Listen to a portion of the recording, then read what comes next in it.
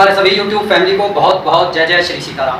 देखिए, जीवन में कई बार व्यक्ति बहुत अंधाधुंध दौड़ में लगा रहता है, अपने जीवन में किसी चीज़ को हासिल करने के लिए बहुत प्रयत्न करता है, जी जान से लगा रहता है, खूब ज़्यादा मेहनत करता है, एड़ी चोटी ये कर देता है, लेकिन उसके जीवन में ग्रोथ हमेशा रुकी रहती है। अगर ऐसा आपके साथ हो रहा है तो आपको भगवान के दिए शुभ अवसर का लाभ उठाना चाहिए। और ये शुभ अवसर आ रहा है नाग पंचमी के शुभ अवसर पर 29 तारीख को, 29 जुलाई को। सावन का महीना है, मंगलवार का दिन है, नाग पंचमी है।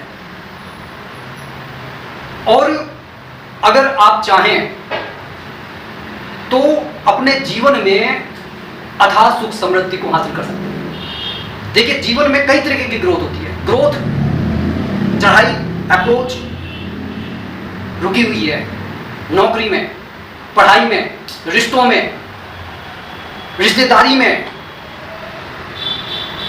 या जीवन में कोई नौकरी पाना चाहते हैं, उसके लिए अथक प्रयत्न कर रहे हैं, या विदेश जाना चाहते हैं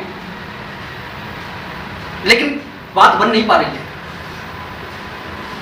तो जब ये शुभ संयोग आपका बन रहा है, प्रभु श्री राम का आशीर्वाद मिल रहा है, हनुमान जी का आशीर्वाद मिल रहा है, शिव जी का आशीर्वाद मिल रहा है, और तो और जीवन में जिससे सबसे ज्यादा डरते हैं अगर सामने आ जाए, नाग, सांप, नाग पंचमी का दिन है, सर्प देवताओं का आशीर्वाद भी साथ में मिल रहा है। कहने का ये अर्थ है, जिनके जहर से लोग घबराते हैं, जब वो स्वयं आशीर्वाद देने के लिए आए हुए हैं, तो क्यों ना इस छोटे से उपाय को कर लिया जाए। उपाय में मैं कभी ये नहीं कहता कि भाई इतने महंगे उपाय बताएं जो आदमी अफोर्ड ना कर सके। ये भी एक छोटा सा उपाय है, थोड़े से पैसे लग सकते हैं। इसमें खास सिर्फ एक चीज लेकर आनी है आपको, शिवलिंगी के बीज। अगर शिवलिंगी के बीज मिल जाते हैं, 108 बीज, या तो पंसारी की दुकान पर मिल जाते हैं, या फिर कहीं पर आप ढूंढेंगे तो वहां पर मिल जाएंगे। लेकिन अगर नहीं मिलते हैं, देखिए मिल जाते हैं बहुत अच्छी, सोने पर सुहागा, ना मिले तो कम से कम 108 बेल पत्र आपके होने चाहिए। कैसे वाले? 3 पत्तों वाले। और उन सब पर आपको प्रेम से राम जी का नाम लिखना है। ठीक है? यह प्रयोग तब जब शिवलिंगी के बीज ना मिले।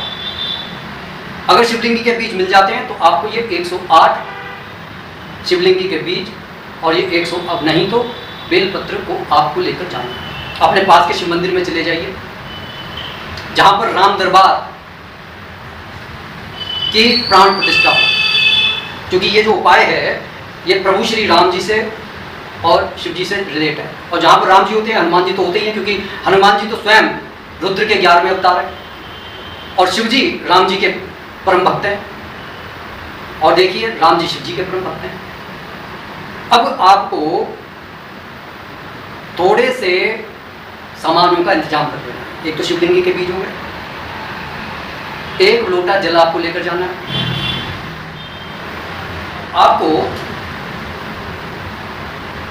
अपने जो पास के शिव मंदिर में आप पहुंच गए, ये सामान लेकर, चमेली के तेल का दीपक या गाय का अगर शुद्ध घी मिल जाए उसका दीपक लेकर आप वहां पर पहुंच गए। राम दरबार के पास में आपको ये दीपक प्रज्वलित कर देना।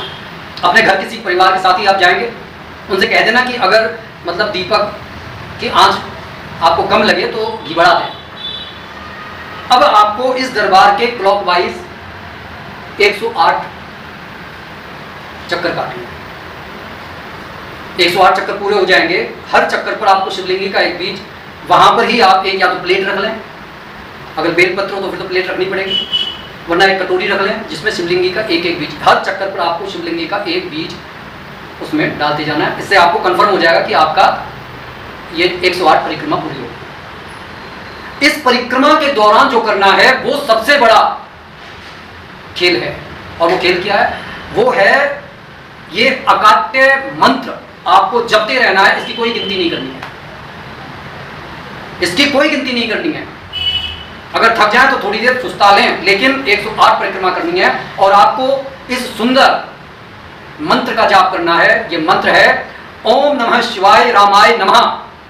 एक छोटा सा प्यारा सा सुंदर सा मंत्र है। इस मंत्र का आप जाप करते चले जाइए। जैसे ही वहाँ पर आए राम दरबार के सामने, वो बेलपत्र या वो शिवलिंग का बीज आप रख लें। पूरे आस्था विश्वास के साथ जब आपने सुबह मंदिर में जाकर ये कार्य कर लिया, कोशिश कीजिए कि सुबह ही ये कार्य कर लीजिए। दोपहर में फिर मंदिर बंद हो जाते हैं और शाम को भी फिर पता चले कि आपका मन ही ना करे, क्योंकि कई बार ये जो मन है ना, ये घुमा देता है। मन कहता है भैया अरे हो गया कुछ नहीं, और जहां हो गया की बात आई नहीं कि आदमी, अरे इतने बड़े अर्जुन जिन्होंने स्वयं देखा जाए तो महाभारत के युद्ध की रचना कर डाली, लेकिन जब युद्ध की शुरुआत हुई तो इस मन ने क्या कहा, अरे सामने तो मेरे सगे संबंधी, पहले पता नहीं था कि सामने ये सगे संबंधी हैं, लड़ने के लिए आएंगे। ये वही सगे संबंधी हैं जब स्त्री का, जब द्रौपदी जी का अपमान हो रहा था, तब क्या वो सगे संबंधी नजर नहीं आ रहे थे? तो मन हमारे को मतलब एकदम से बरगला देता है। तो इस मन पर नियंत्रण करना ही गीता जी में सिखाया है। लेकिन लोग कहते हैं गीता जी को घर में नहीं रखना चाहिए, महाभारत को घर में नहीं रखना चाहिए। किसे रखना चाहिए घर में?